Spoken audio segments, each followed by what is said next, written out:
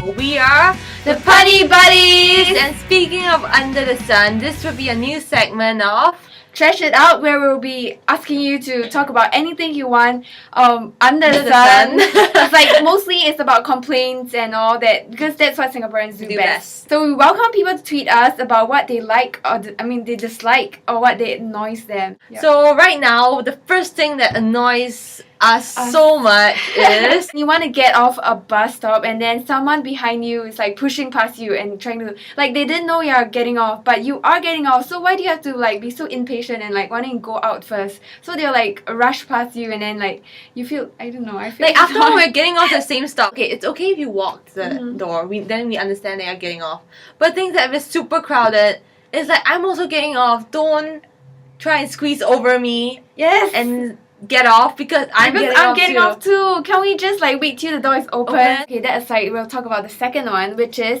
when people claim to borrow your stuff but they never seem to return it. Like, I think they just completely forgotten about it until like when you need it, and then you're like, oh yeah, someone borrowed my stuff. Or it might be so long, they borrowed it for so long that you completely forgot about it. Like, you didn't even know, like, oh, maybe I lose it. But yeah, it gets annoying. Like, I keep losing my pens until like you need it, and it's like, oh no, I need my ruler. Like, okay, so somebody for my ruler, and then she didn't return it until like when I need it, like so many times already. And then in our second hour, we will have this segment called Around the World in 10 minutes, not in Around the World in 80 days. We'll just bring it around for 10 minutes. Wacky news from different parts of the world.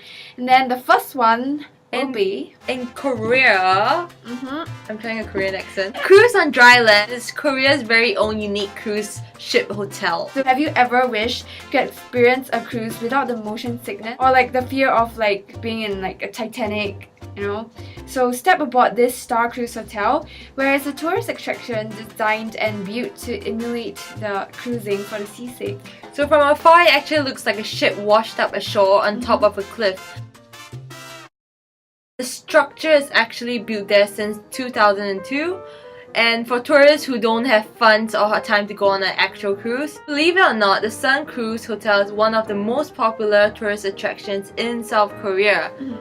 I think it's like 2 in 1. You get to be like so-called on the cruise, and then you get to enjoy a hotel stay without the seasickness. Yeah, so it's like yay, like you get 2 things done, and then yeah. Another wacky story to tell you. And the country is very near Korea. In Japan, a salon actually uses live snail as your beauty treatment. Snail slime is believed to have an anti-aging effect on human skin, and it has been used as an ingredient for around 2 decades. And a Japanese beauty salon is actually taking things to a whole new level by offering a treatment where live snail are put on the client's face, like directly on the face.